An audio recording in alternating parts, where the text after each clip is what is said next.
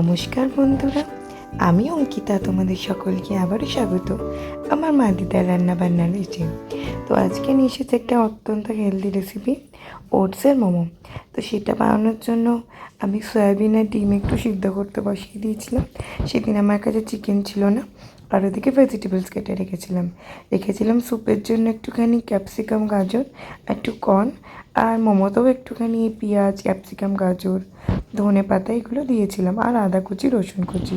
তো প্রথমে দেখো এখানে 2 কাপ মতন আমি ওটস নিয়েছি, সেটাকে আমি ব্লেন্ড করে নিয়েছি। আর নিয়েছিলাম আধা কাপ মতন সুজি, দিয়ে অল্প অল্প করে জল দিয়ে ভালো করে একটা ডো বানিয়ে নিয়েছি। আর অন্যদিকে সয়াবিনগুলো তো আগে আমি সিদ্ধ করেই নিয়েছিলাম, সেগুলোকে একটু ব্লেন্ড করে নিলাম। আগেই যেহেতু বললাম হেলদি রেসিপি করছি, তো 1 চামচ তেল আমি কড়াইতে দিয়েছিলাম। তো তার মধ্যে কেটে রাখা রসুন কুচি, আদা কুচি, কেটে রাখা গাজর, কেটে রাখা ক্যাপসিকাম, পেঁয়াজ, আর একটুখানি কর্ন আমি বয়েল করে রেখেছিলাম, তো সেটা দিয়ে ভেজে নিলাম। আর এই যে দেখো সয়াবিনগুলো যে ব্লেন্ড করে নিয়েছিলাম সেটা, আর 2টো ডিম সেদ্ধ রেখেছিলাম, সেটাকেও আমি এইভাবে গ্রেটারের সাথে গ্রেট করে দিয়ে দিলাম।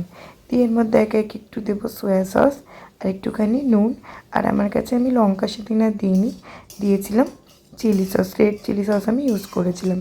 তো হালকা একটা ডো আমি বানিয়ে নিলাম, আর শেষে একটু ফ্লেভারের জন্য ধনে পাতাও দিয়েছিলাম। দিয়ে এবারে কি এটা মোটামুটি ভাজা হয়ে গেছে। তো এবারে আমি অন্যদিকে স্যুপের জন্য দেখো এখানে গাজর কুচি, পেঁয়াজ কুচি, একটু ক্যাপসিকাম কুচি, কর্ন সিদ্ধ, আর দিয়েছিলাম তোমার হচ্ছে একটু মুসুর ডাল, আর দিয়েছিলাম পেঁপে সিদ্ধ। পেঁপেটাকে অল্প অল্প ছোটো ছোটো করে কেটে দিয়েছিলাম, আর দিয়েছিলাম টমেটো, দিয়ে নুন দিয়ে ওটাকে সিদ্ধ করতে বসিয়ে দিয়েছিলাম। তো এবার হচ্ছে ওটস দিয়ে যেটা মোমো বানাবো, তো সেটা বানাতে খুব ইজি হয়নি।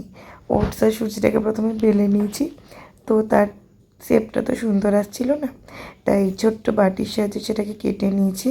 দিয়ে এরকমভাবে এটাকে ভাঁজ করে কাঁটা চামচের সাহায্যে একটু প্রেস করে নিয়েছি।